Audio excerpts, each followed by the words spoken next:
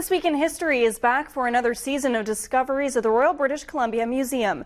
And a lot has happened lately, including a change in leadership at the museum. The new CEO is now settled in Victoria, and she promises to engage the province like never before.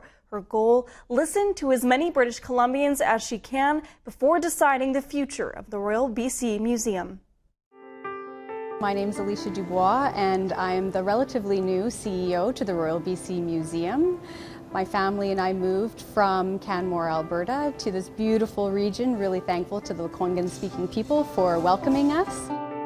Well, the museum has certainly seen big changes over the last 2 years, but in particular the last 6 months, I would say. As a lot of the public knows, there was an approval for a new redevelopment here at the harbour site for the museum, and that was then cancelled by the government in light of feedback from the province.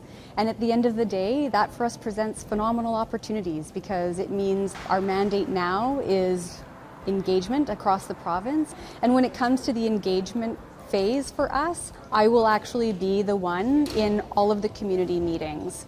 So this is not about me hiding away and the staff having those challenging conversations in some instances. It will actually be me, and I'm very committed to the relationship piece of it. The team here will be able to attest that I'm not the traditional CEO for the museum.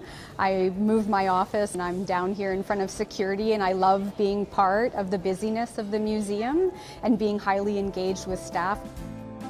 The museum is going through a very important transformation that requires a lot of care. So the museum now is shifting from a storyteller on behalf of others to a facilitator of storytelling. And that's going to allow us to have a much deeper understanding of one another.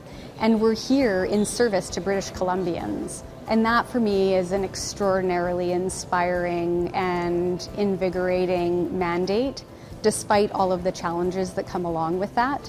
And I'm very grateful that my family is willing to take on that adventure with me.